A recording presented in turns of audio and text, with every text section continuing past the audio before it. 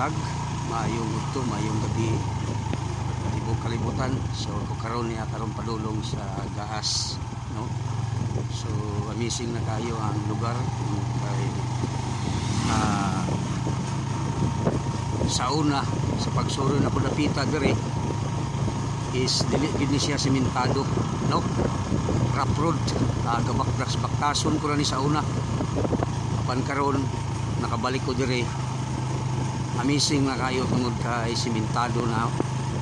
Bueno, dili kayo siya gyud lapad kayo ang krasada tungod kay murag palapdan-lapdan pa ni. So posible nga madugangan na pud ni.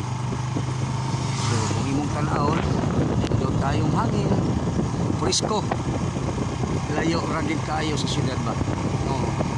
So salamat sa inyong pag-view sa ako na video. God bless na to.